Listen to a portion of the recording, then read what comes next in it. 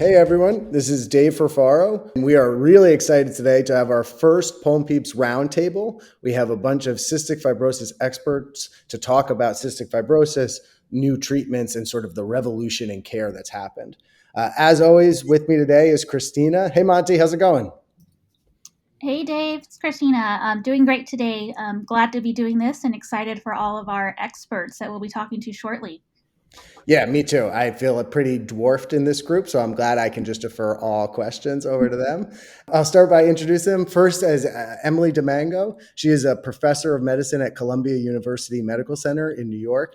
She's also the director of the John Edsall and John Wood Asthma Center and the Adult Cystic Fibrosis Center there. She also was one of my attendings when I was a fellow and taught me pretty much everything I know about asthma and CF. So I'm going to always refer to that way. Hey, Emily, how's it going? Hi, great. Hi, David. Hi, Monty. Thank you so much for having me. I'm really looking forward to this session and talking about this with my colleagues. Yeah, thank you so much for being here. We really appreciate it. Next is Patrick Sosne. He is the Senior Medical Director of Cystic Fibrosis Clinical Development at Vertex Pharmaceuticals. And before that, he was an attending physician at Johns Hopkins, where I met him. Hey, Patrick, how are you? Hi, Dave. Hi, Monty. Thanks for having me on and looking forward to having the discussion. Including in our all-star panel is Terry Laguna. Terry is an associate professor of pediatrics and is division head of pulmonary and sleep medicine at Lurie Children's in Chicago, where she also serves as the associate director of the Cystic Fibrosis Center and director of the Primary Ciliary Dyskinesia Center of Excellence. Hey, Terry. Hey, Monty. Hey, Dave. Thanks for the invite.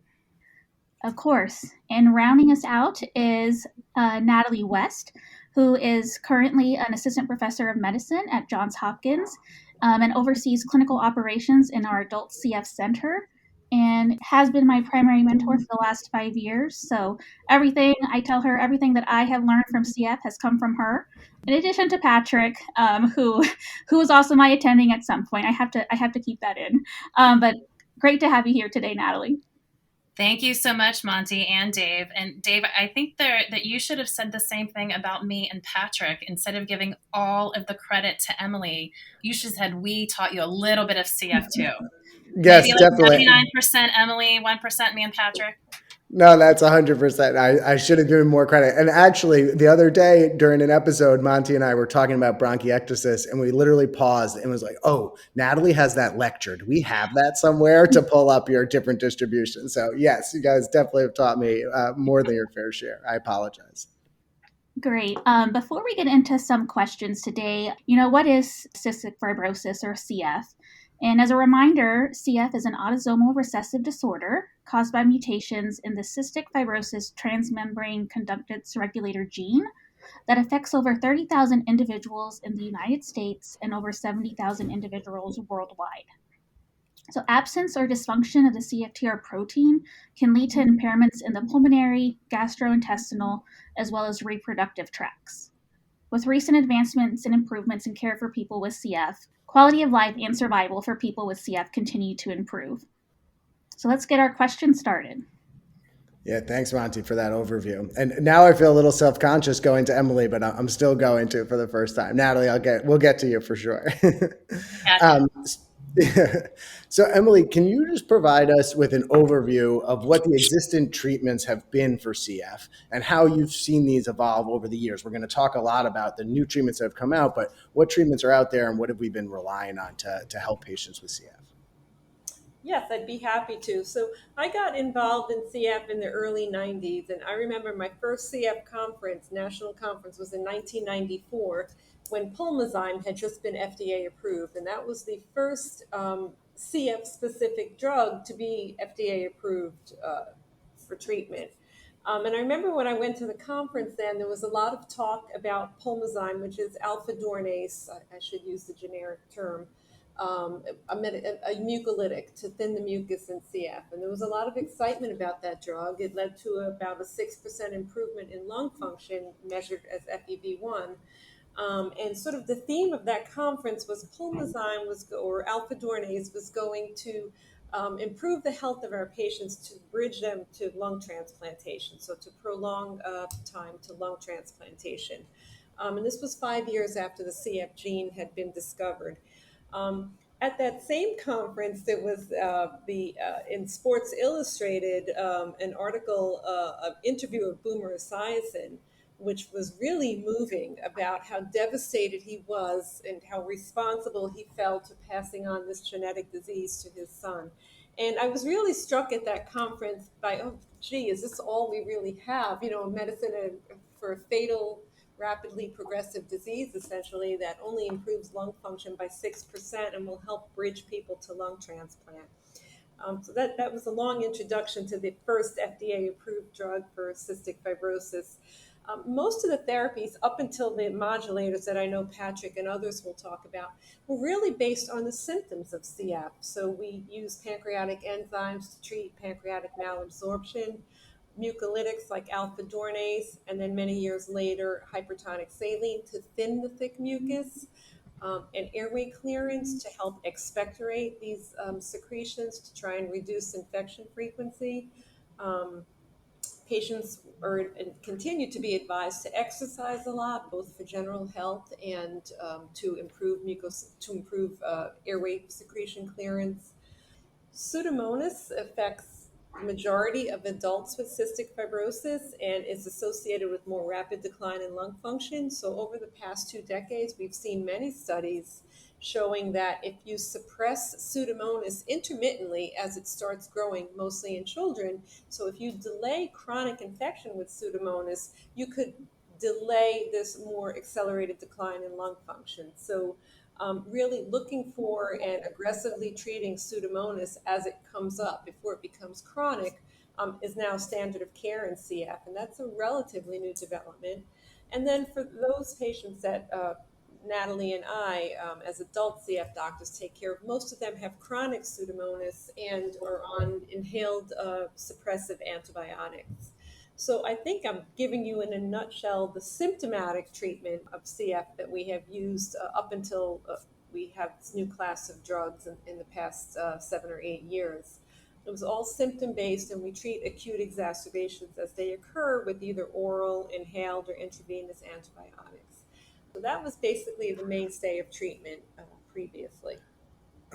That's awesome. Thank you so much. I have a follow-up question I actually want to ask to Terry, and I think Terry has something to comment on as well. You mentioned 2 things that you use as sort of endpoints: lung function based on FEV1, and then time to transplant. And then Terry, in addition to anything else you have to add, I'm just curious, are there any other metrics that you use in addition to those to think about how effective CF treatments are, or things that you track? Well, as a pediatric lung doctor and taking care of children that have cystic fibrosis, we meet these kids when they're babies, and they can't do lung function until they're about 5 or 6 years of age. So we really don't have that metric to follow. And so, we follow the same approach with aggressive airway clearance, like the adults do. However, we just don't know who of our children are going to develop rapidly progressive lung disease, who is going to be sicker than somebody else. And so everybody gets started on aggressive airway clearance, inhaled mucolytic medications, what we call the VEST or airway clearance, when they're about a year of age. So everybody gets a really pretty intense burden of care that they have to start early on, just trying to be as aggressive as possible to try to prevent any kind of lung decline. And we're really dependent on symptoms. So if our kids cough, because they don't talk to us, so I mean they really have a hard time expressing kind of what's going on, and so we're going a lot by symptoms and what parents say. They're not eating as well, they're not as energetic, they're not running around, they're coughing during their sleep. But it's a bit different when we're trying to figure out what's going on more based on symptoms and actually on objective data. Yeah, I can only imagine how tough that is when your patients can't tell you exactly what's going on from my few pediatrics days. Yep. It's kind of Emily, like being did in you the have something to ICU. add? Yeah, yeah, Right. well said. They have a tube. Yeah. Emily, did you have something you wanted to add as well? Yeah, just for the sake of completeness, I also wanted to talk about the attention to nutritional status that we have really from the time of birth, and how important optimizing nutritional status is for respiratory health and reducing infections.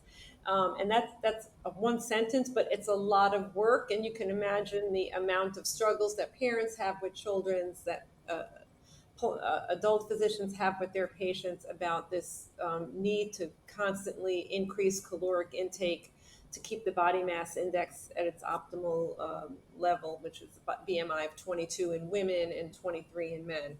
It takes quite a bit of work in a patient who has a rapidly metabolic state.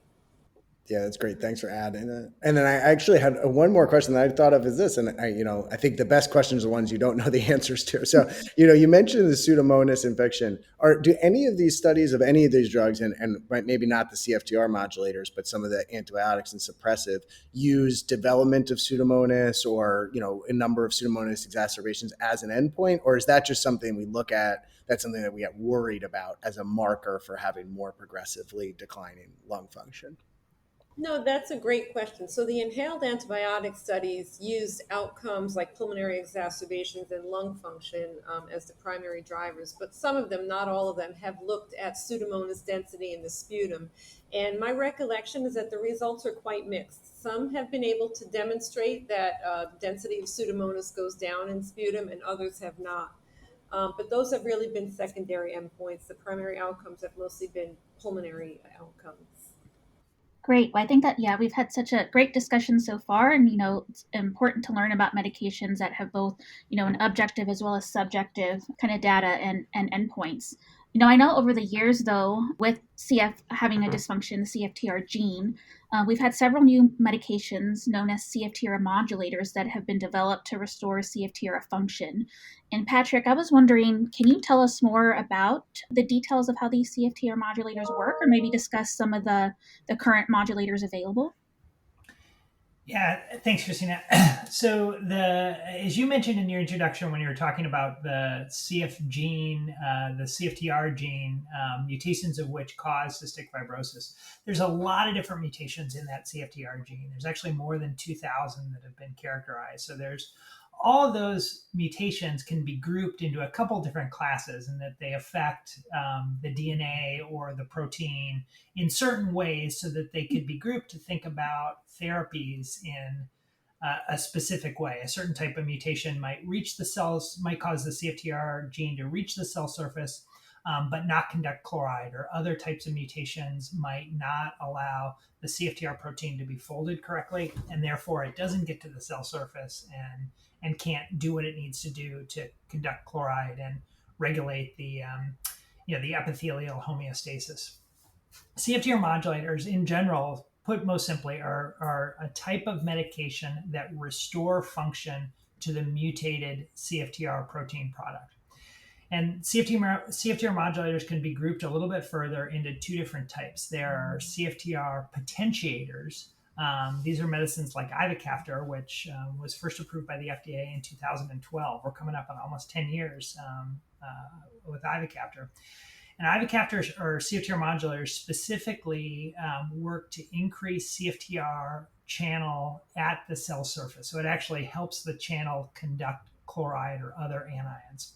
Phil Thomas, who's a biochemist from Texas Southwestern, has got a great way of describing this that he did in a CF plenary a couple of years ago. And he talks about it as, if you've got a field and that field is trying to keep the cows in a certain area, he'll describe particular mutations that CFTR potentiators might affect, that those particular mutations are mutations actually in the gate where the gate doesn't open. There's another group of CFTR modulators called CFTR potentiators.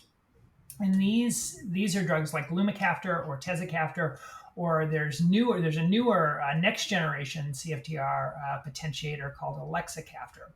And all of those CFTR potentiators work on different mutations, specifically to increase the ability of the CFTR mutated protein to fold correctly and then get traffic to the cell surface appropriately. So in Phil Thomas's words, that would be actually getting more gates in the fence that you've got in your field. So oftentimes, and especially for the most common mutation in cystic fibrosis, the delta F508 mutation, we use combination therapies. Combination therapies have been used where CFTR potentiators and CFTR correctors are given together in combination to work to get the CFTR mutated protein to function and to alleviate some of the downstream consequences of that channel defect. Thanks so much, Patrick. And I think it's funny that you actually refer to that analogy, because Natalie and I were actually in clinic this afternoon, and we had a second year house staff with us, and I described it the exact same way to him. So I think that's a good analogy that was made.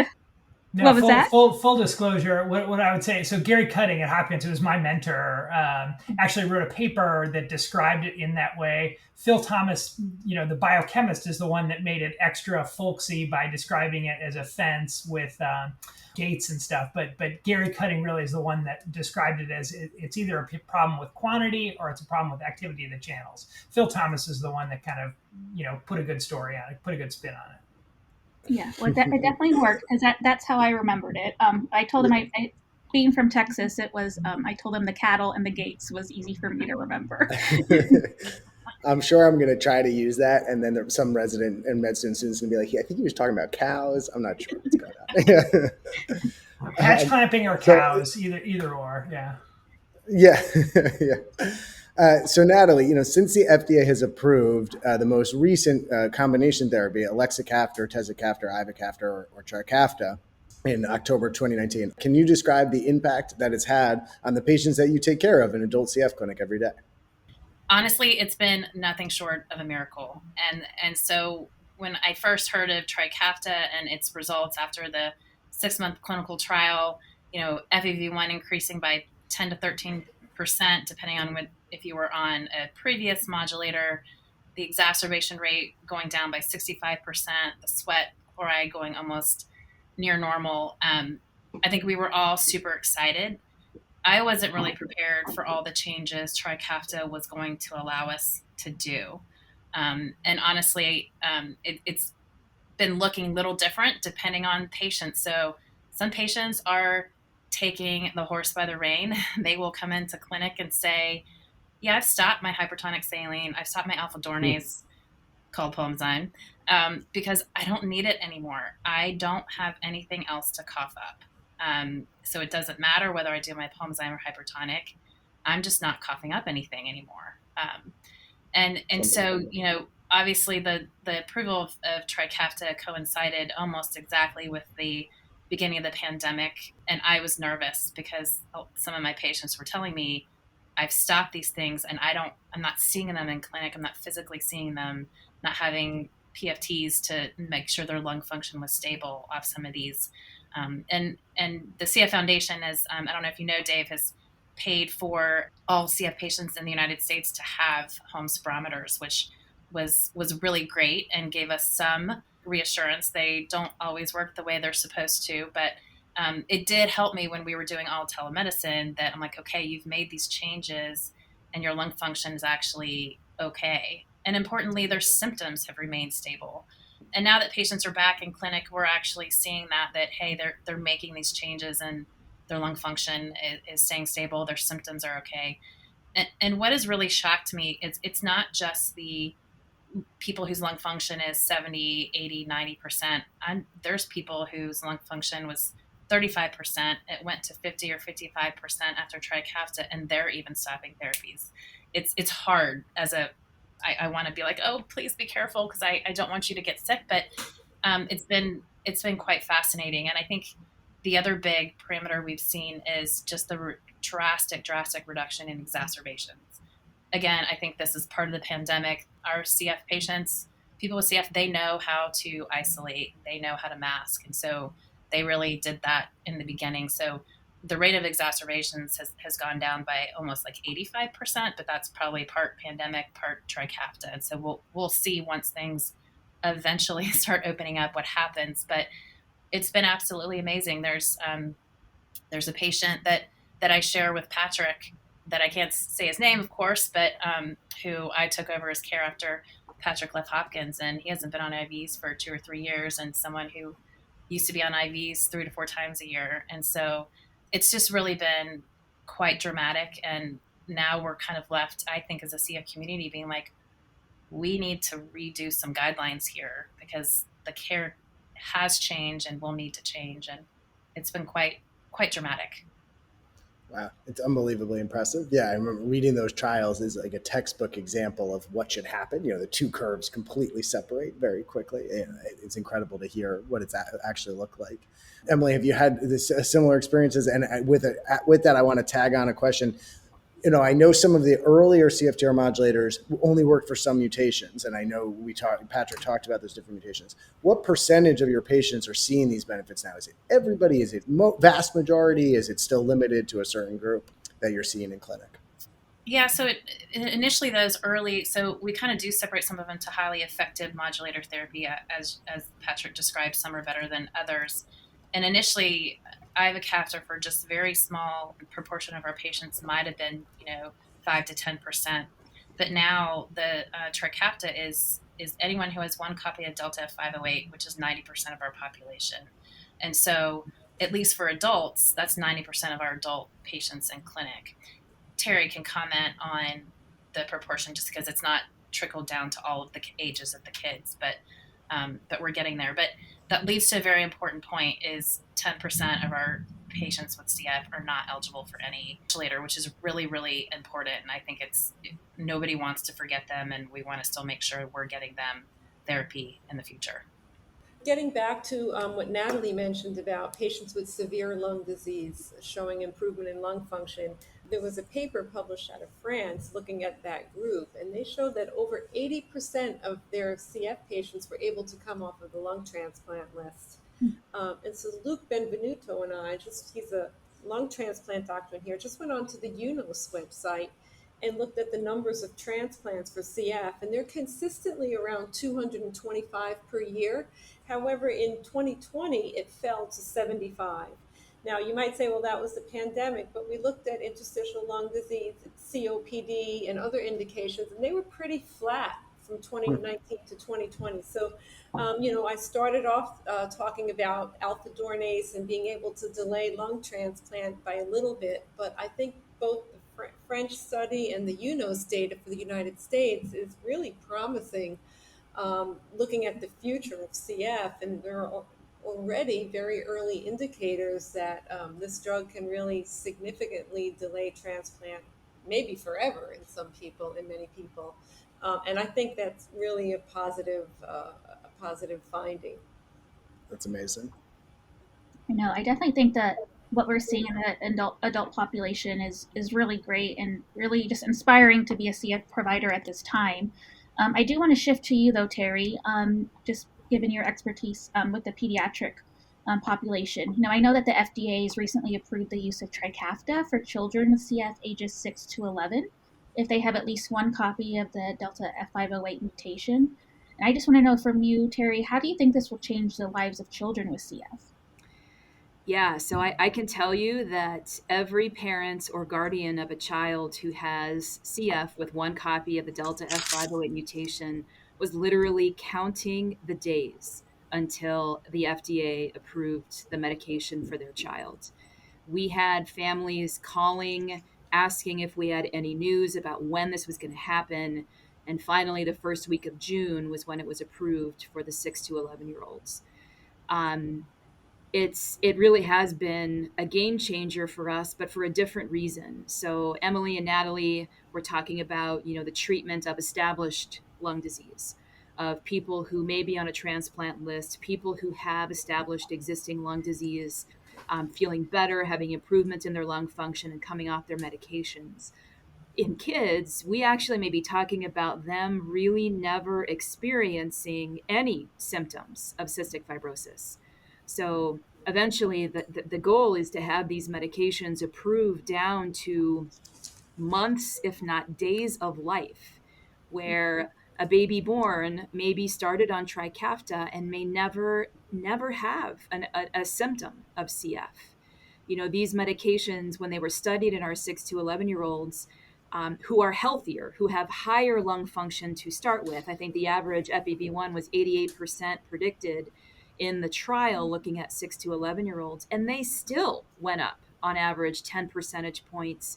They still had all the benefits of weight gain, etc., less exacerbations. It's just, they, even though they were healthier, everybody still got that benefit. And so it's entirely plausible that if you start these medications early, they may never have symptoms of CF. And I know as a pediatric pulmonologist, I meet, cystic fibrosis is diagnosed by newborn screen. And so I meet babies and families when they're 10 days, 14 days old. And my conversation with these families has completely shifted. It used to be, yes, median life expectancy is in the 40s. We're going to do everything we can to have your child live a long, healthy life.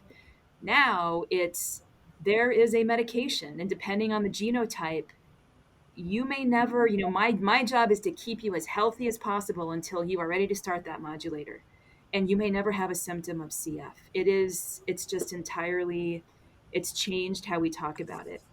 I do want to emphasize, I know we're going to talk about in a little bit, the 10% that doesn't qualify for a modulator. And that's hard because you have an entire CF community that is celebrating the approval of such a magical medication that there are about 10% of the population that doesn't qualify for. And those are even more difficult conversations to have with a family who's got a baby born with a genotype that does not qualify them for a modulator. So we still have work to do. But however, those patients who qualify for Trikafta, those kids, it's a game changer. Terry, I'm really glad you brought that up. I mean, it's incredible to hear and to think about what those conversations may be like now. But I'm also really glad you brought up that other 10%. And I want to shift over to Patrick. Patrick, in terms of these recent developments, what is out there for sort of future CF treatments? This can be about maybe those patients who have rare mutations that are not eligible for the current modulators, or if there are other treatments out there that are in the pipeline in addition for the population with Delta 508, that would be great to hear about too. Yeah, so I grouped that into kind of three different ways, Dave, in that there are trials that are going on with the existing CFTR modulators. And those trials are in two ways. We mentioned in the United States, the FDA approval for Ivacaftor, Tezacaftor, Ivacaftor is for patients with at least one copy of a Delta 508. The most common mutation, and that gets to about 90%. In other parts of the world, particularly in Europe, the label is more limited, and they are looking for increasing data. So right now the label is limited to just a subset of the population, not everybody that's got a Delta 508. So there are trials underway with CFTR modulators to continue to provide evidence of whether or not Ivacaftor, Tezacaftor, Ivacaftor is beneficial for that entire 90% that has access in the US. The second relates to what Terry was talking about. With all drug development, we sort of start by proving a drug is efficacious and safe in an adult population, and then generally move down to more and more vulnerable populations. So starting with FDA approval in 2019 for Ivacaftor, Tezacaftor, Ivacaftor in patients 12 and older. Move down to the approval for those 6 to 11, and currently there's trials underway for Ivacaftor, Tezacaftor, Ivacaftor in 2 to 5-year-olds. So continuing to march down to younger and younger ages. There are new trials. Vertex in particular has a new trial of a new CFTR modulator that works like Ivacaftor, Tezacaftor, Ivacaftor that currently just began phase 3.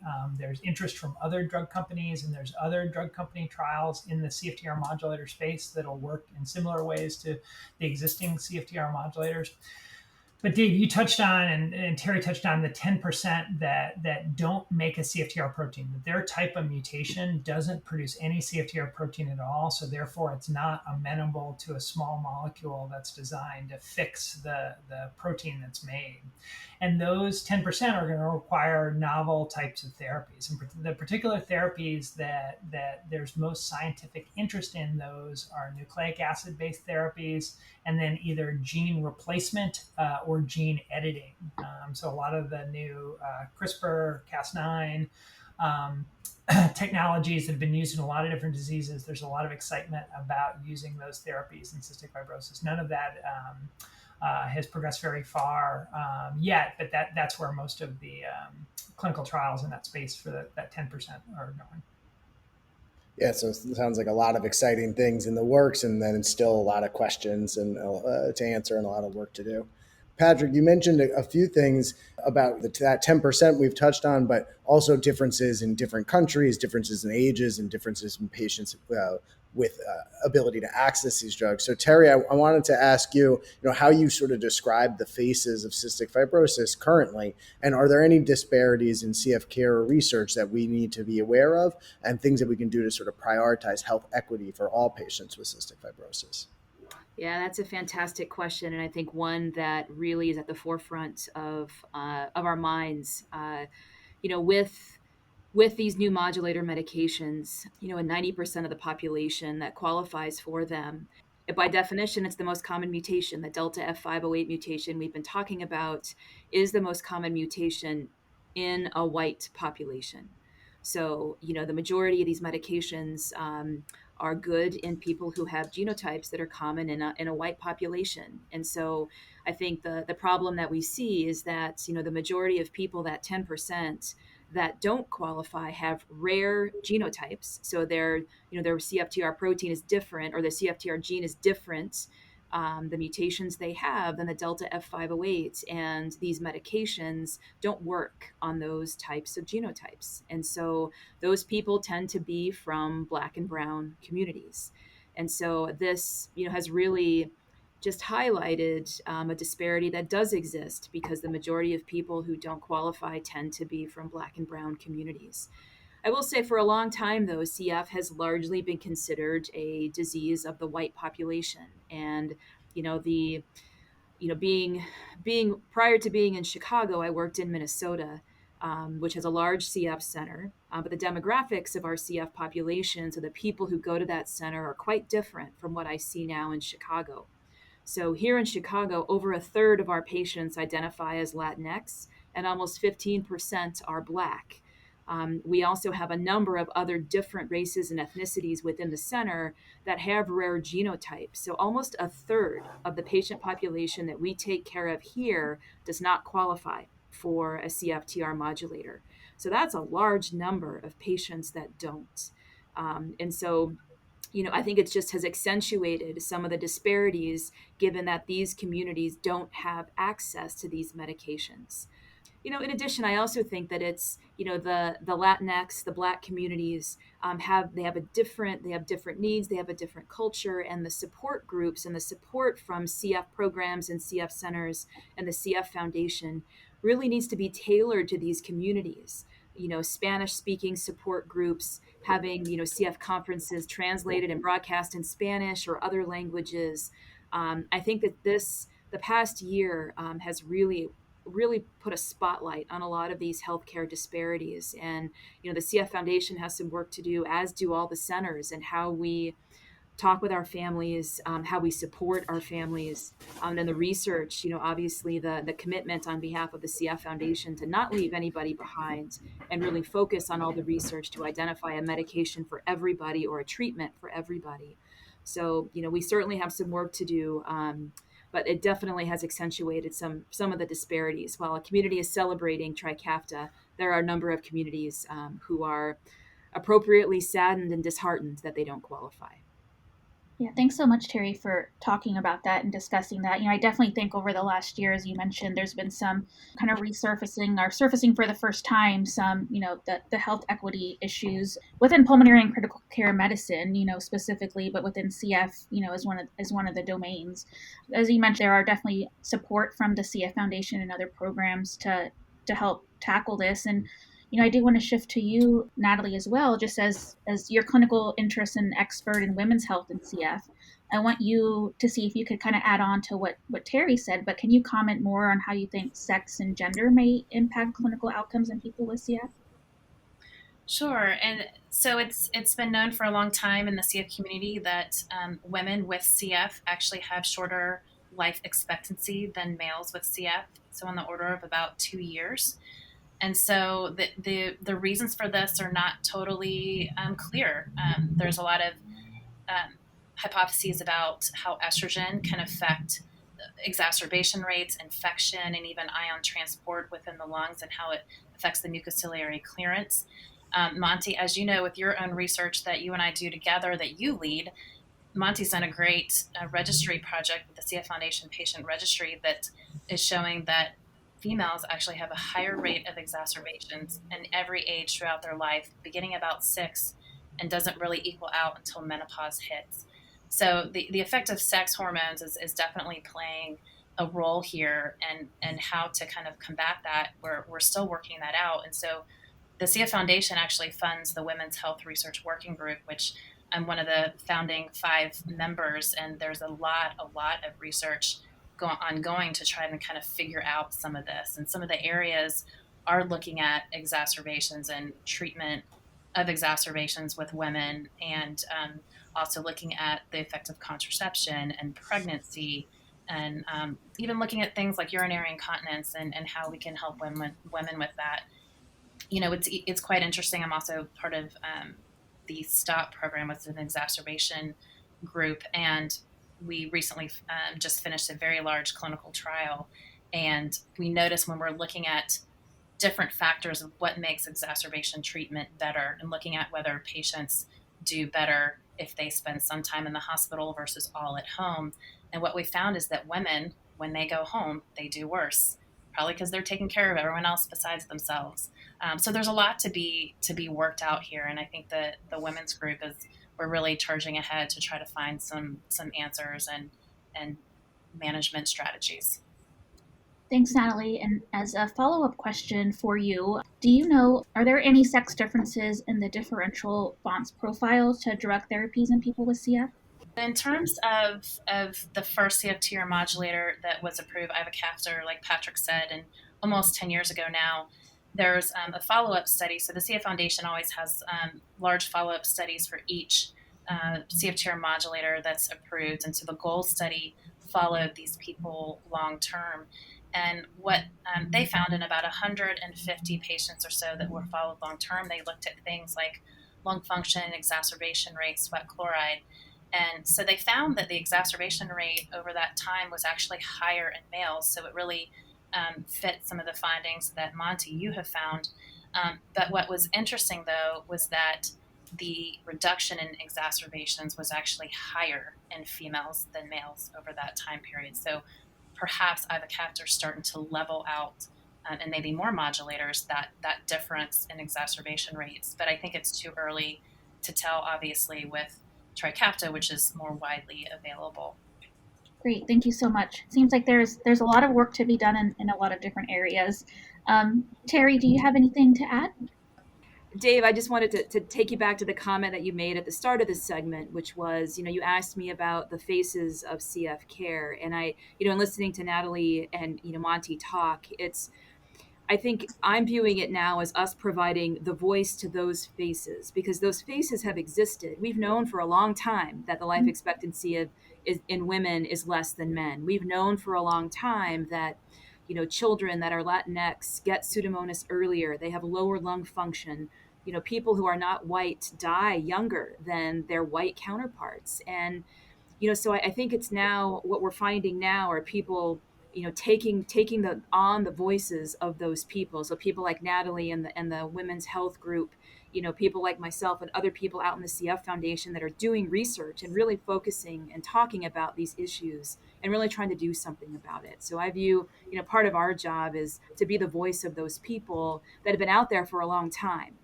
But now hopefully we're trying to remedy some of those situations. Yeah, it's great to hear it's going that way. I always think of cystic fibrosis as one of the diseases whose the patients have a loud voice that they use, and I'm so happy about that. But you miss out on whose voices you're not hearing with that sometimes. So I'm glad that work is taking place. Emily, I want to shift over to you. I know we've talked about some opportunities as well as challenges that as CF providers and researchers we're facing right now. What are you seeing kind of in your patient population? What are some opportunities or challenges that your patients with CF are facing now that they're living longer with advanced treatments? Oh, that's a great question. I think one that we all think about a lot. Certainly in adults who are started on these highly effective modulators, most of them come to the table with a lot of pre-existing structural lung disease. And as we've all talked about, many of them are discontinuing therapies because they're asymptomatic. But we really don't know if that's okay in the long run. And a challenge that I have, and I think all of us have, is what to do with those patients who have chronic pseudomonas, even though they're not coughing and they don't have sputum production. If that pseudomonas is not suppressed, will they fare worse than those patients who continue to take suppressive antibiotics? So I think a big challenge with the highly effective modulator therapy, and hopefully one that will only exist in this generation, because eventually kids will be starting it very young, is really how to manage the existing lung disease, even in the absence of symptoms. This until now thought of as a fatal disease with progressive decline in lung function. And, there's always a concern that we're being too complacent because patients aren't symptomatic. We just need to collect more data, I think, in the next 5 to 10 years to have an idea of what's happening with these asymptomatic patients who discontinue therapies in terms of progression of lung disease. So I think that's going to be a big challenge. In terms of research, I think that's a wide open area now, is precisely that, because in my own experience, I don't see the highly effective modulators really reducing chronic infection a lot. Sometimes it appears that people no longer grow pathogens like Pseudomonas or MRSA, but we just don't know if it's a sampling error because people aren't really expectorating anymore. So I think that's a really interesting area of research, is studying the path of Pseudomonas airway inflammation and disease progression in the presence of highly effective modulators, Pseudomonas and other pathogens. Just a follow-up question, that may be applicable to you as well as Natalie. One of the patients I saw in clinic today was excited just to talk about how healthy she was feeling with being on modulators, is planning an upcoming wedding, and actually is thinking about having a family in the next couple of years. And I was wondering if either of you can comment on, what you've been seeing, or maybe, how family planning is now being evolved with recent advances as well. I can start with this one. Yeah, so the number of pregnancies that we have had over the past 2 years has just been amazing, with both men and women. Certainly, well, not men being pregnant, but you guys know what I mean, having families. So lots of pregnancies with our women patients, just because Trikafta has improved things so much. They are, first of all, wanting to get pregnant, realizing they're going to have a longer life and they're feeling better and they can take care of another individual besides themselves. But also Trikafta is enabling, making that easier. But we've also had some men who have had children with their partners, and so it's been really great. And then I think now it's a lot of question of, okay, I want to become a parent. What are all my options? So even for patients who don't think that they can carry a child, we are starting to talk about adoption and surrogacy or other options. And it's actually a big topic of our women's health research group, is parenthood in general. And Tracy Kazmersky is leading that part of her research, and the foundation is supporting that as well. Just there's going to be a long-term study looking at parenthood and how that affects health and all that. But it's been quite exciting for CF people with CF to think that when they were born they weren't going to live past 20, but now they're talking about having children of their own. That's pretty amazing. I was going to ask Natalie and Patrick, but you kind of already touched on it, but really anybody, just curious what you're most excited about for the CF community, both for the patients and then for clinicians and researchers. What things are coming around the corner, or are you really looking forward to in the next 5-10 years in cystic fibrosis? I can start off, and I would say it's two things, Dave. Number one, the science remains really excited. When I talk to academic pulmonologists, when I talk to other people in biotech and drug development, in the pharma space, and I say I work on cystic fibrosis, they're really excited because they know the successes that have been achieved and what's coming. And it's really, exciting that some of that science energy is turning towards the 10% of patients that Terry talked about that don't have therapies of disease, that the tremendous resources that the CF Foundation and the biotech community have is being directed towards patients. So that's really great to see. But the second, and it's a lot more personal, and it's exactly what Natalie and Kristina talked about, is it's great to see the articles, and it's great to see the curves in the CFF registry data, but I used to have clinic on Tuesdays, and very often on Tuesday afternoons after I moved up here to Vertex, I would get texts from Natalie or emails from the nurses, and they would tell me stories of what's happening with patients. And when it translates to the stories that Natalie, that each of you guys have described, and thinking about how it's affecting their individual lives, that's what has me, excited to go to work in the morning, excited to keep working on this. And I think there are many more successes to come. Yeah, I'll echo that. It's the lives that our patients get to lead. As Patrick has said, and by the way, I always ask for HIPAA reasons. Am I allowed to text Dr. Sosne and tell him how well you're doing? Everyone always says yes. Yeah. But yeah, when you know these people for 10, 15 years, you know their family, you know their brother, you know their spouse, their parents, and to see them get to lead these lives that they never thought they would has just been phenomenal. I think the other thing I'm excited about is also the research aspect, but it's also kind of the shift in research. So it's a shift in the way we're thinking. So a lot of clinical trials previously, your endpoint is their FEV1, and then perhaps their reduction in exacerbations. And we can't really use hardly either of those anymore. There's got to be, so a lot of talk is like, we've got to really shift the way that we do research, and kind of, well, sometimes I think that's frustrating. So I'm like, wait, I already know how to do it the other way. So then trying to figure out a different way to make a clinical endpoint and make it meaningful has been really interesting to talk about. Thanks, Natalie. Terry, can you comment on what you're most excited about? Yeah, absolutely. I'm most looking forward to not having to have those devastating conversations with parents anymore. I mean, those are some of the most difficult conversations that I have in my practice, and that I've had in my career, is sitting down with a family who has no idea what cystic fibrosis is except for what they've read on the internet between the time they got the phone call that they have a positive newborn screen and the time they come to see me. And they're devastated. They're worried. They think their child is going to die at an early age, that they're never going to grow up and be able to do the things that children and adults do. And so to be able to have that conversation and say, you know what, we have a medicine for your child, and we're going to start it today, and your child may never have a symptom of CF. I'm most excited to have those conversations. So where there's going to be hope and excitement, as opposed to that devastation that accompanies those first conversations. Yeah, here's to when you never have one of those again. Never a conversation where you can't offer something again. Yeah. Emily, go ahead. Yeah, no, I agree. Of course, seeing our patients make plans for the future is just worth everything. It's so exciting going to graduate school, getting married, or other endeavors. But another thing I'm really excited about in terms of research is gene therapy and CRISPR. CF has really led the scientific initiative, I think, in personalized medicine with these precision medicine drugs. And I know there's a lot of work to be done in the arena of CRISPR and gene therapy for CF. But I'm confident that if any rare disease can conquer this, it's CF. So I'm really excited about what the next years will bring in those studies.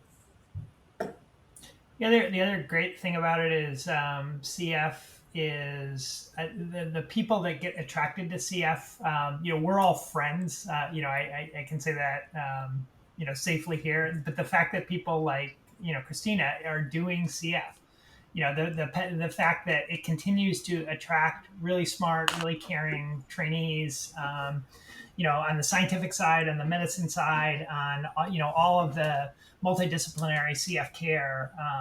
That the fact that great people keep doing CF also is, I think, lends itself to a very bright future. A lot of days in a good way. I feel like a primary care doctor. I'm taking care of a bunch of healthy people. So who knew?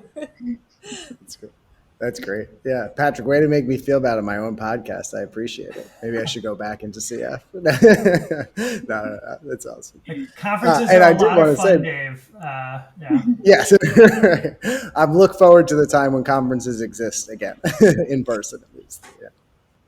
I think this has been a really inspiring last hour for myself to hear. And really, the four of you, Terry, Emily, Patrick, and Natalie, are truly remarkable. And Dave and I really thank you for doing this with us today. And we hope, those listening can be inspired as well.